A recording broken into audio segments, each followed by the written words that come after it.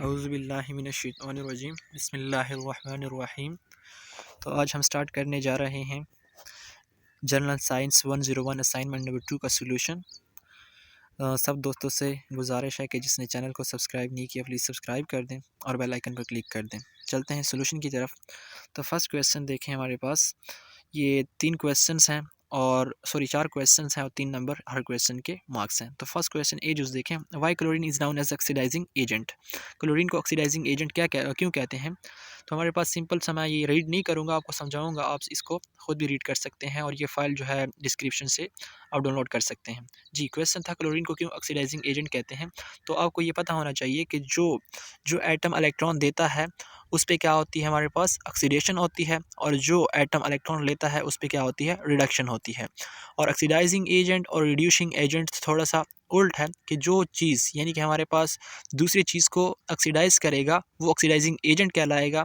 जैसे कि हमारे पास क्लोरीन, चूँकि क्लोरीन के आखिरी शेल में 7 इलेक्ट्रॉन होते हैं, तो ये क्या करता है, दूसरे एटम से एक इलेक्ट्रॉन ले लेता है, तो ये क्या होता है, दूसरी चीज़ को क्या कर देता है, ऑक्सीडाइज़ कर देता है। इसी वजह से हम इसको क्या कहते हैं, ऑक्सीडाइजिंग एजेंट कहते हैं। जैसे कि आपने हाइड्रोक्लोरिक एसिड देखा होगा, उसमें हाइड्रोजन जो है वो एक इलेक्ट्रॉन क्लोरीन को देता है। जब हाइड्रोजन एक इलेक्ट्रॉन क्लोरीन को दे देता है तो उस दौरान हाइड्रोजन क्या हो जाता है, ऑक्सीडाइज हो जाता है, और इसको हम क्या कहते हैं, ऑक्सीडाइजिंग एजेंट। क्लोरीन को इसलिए कहते हैं क्योंकि ये दूसरे एटम को क्या करता है, ऑक्सीडाइज करता है। क्वेश्चन नंबर बी की तरफ चलें। बी हमारे पास है, is it true to say that rusting will occur faster in sea water than the tap water. कि ये सच है कि हमारे पास जो रस्टिंग है, जंग लगना है, वो पानी, जो समंदर का पानी है उसमें कम लगता है जबकि ताज़ा पानी में ज़्यादा लगता है। तो ये सिंपल सा आंसर है इसका। हमारे पास जो ताज़ा पानी होता है, फ्रेश वाटर होता है, उसमें ऑक्सीजन की मिकदार ज़्यादा होती है, जबकि सी वाटर में जो हमारे पास है नमकियात ज़्यादा होते हैं, वहाँ पे ऑक्सीजन कम होता है।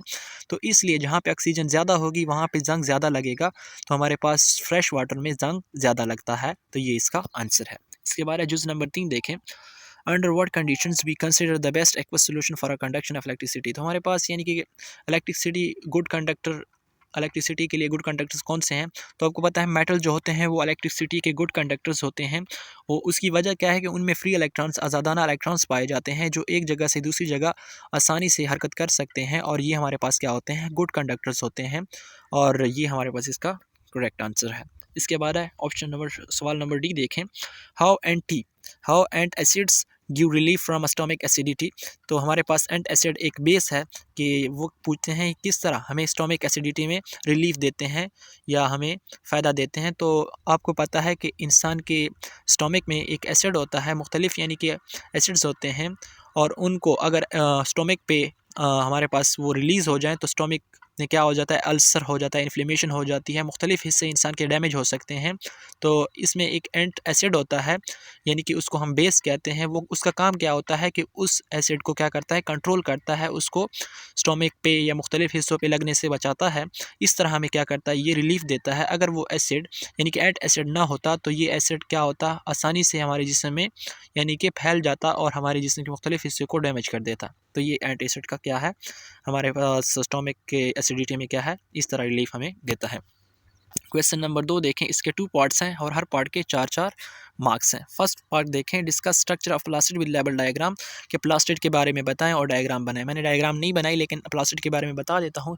जस्ट सिंपल सा, प्लास्टिड क्या होता है, हमारे पास प्लास्टिड जो है वो एक क्लोरोप्लास्ट, यानी कि हमारे पास असल में प्लास्टिड ही होता है, और ये किस चीज़ पर मुश्तमिल होता है, क्लोरोफिल पर मुश्तमिल होता है। क्लोरोफिल असल में क्या है, ये एक ग्रीन ऑयल है, यानी कि हमारे पास एक तेल है, और ये पौधों में जो होता है ये डिवाइड कर दिया जाता है मुख्तलिफ हिस्सों में, यानी कि पौधों में पाया जाता है, लीव्स वगैरह में।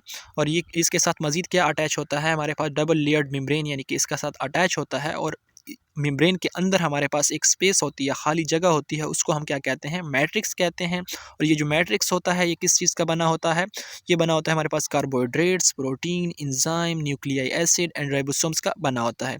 मज़ीद अगर आप इसके बारे में थोड़ा सा सर्च करें तो आपको मज़ीद भी मिल सकता है, लेकिन मैंने आपको ब्रीफली बता दिया कि प्लास्टिड क्या होता है, तो ये आपके पास इसका आंसर हो गया।